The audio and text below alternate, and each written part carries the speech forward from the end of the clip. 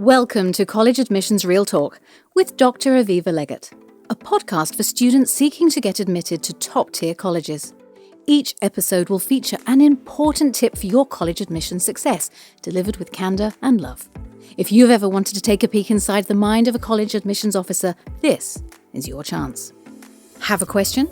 Text Dr. Legatt at 610 222 57 62. So, what's your dream school?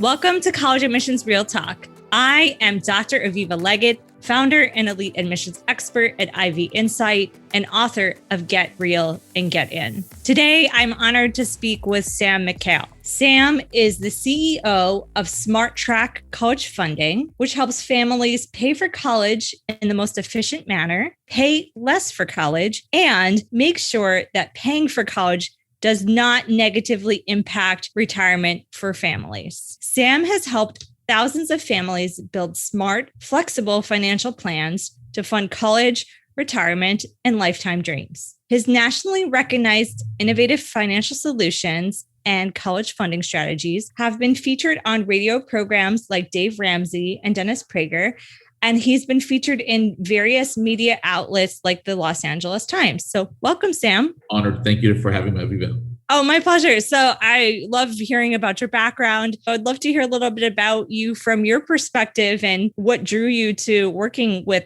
families on college funding. So my background has been in finance and audit, working for companies like Disney, JP Morgan, and similar companies that were focused on finding solutions, whatever that problem is, and uncovering those. I had a friend of mine that was in the college planning space, and I had no idea what that really meant. But he said, Sam, you'd be perfect for this. You can help a lot of families. And so eventually I made my way into looking at it. And I did like finding the right puzzle piece. So that's what drew me to this industry. So I applied a lot of the background that I had and learned a lot more over the years and was able to kind of put that together to benefit families. That's great. So you've had a nice long history in this field.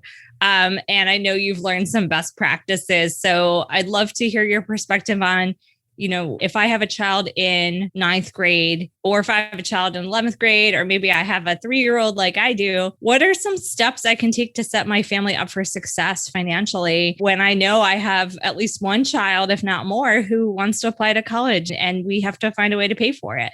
Yeah, that's a great question. I get that a lot.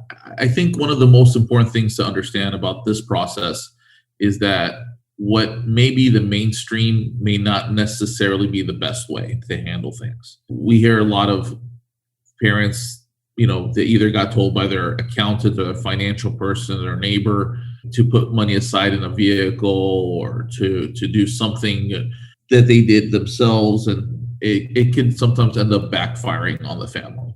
So how do we avoid this? Well, first thing to understand is it's always a good idea to save and save early. So not waiting to when the kids are in middle school to start putting money aside. Even if it's just a couple $100s a month, that adds up over time. Just understand that putting money in an investment vehicle of whatever sort, it could lose value. You can make some money, you can make gains, but you want to make sure that there's no restrictions to access that money if needed.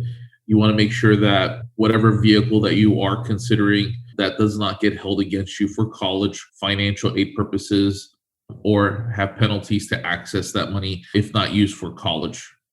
So it sounds like liquidity is a huge factor, right, in planning for college funding, would you say? So we should try to make our assets more liquid? Is that what you would recommend?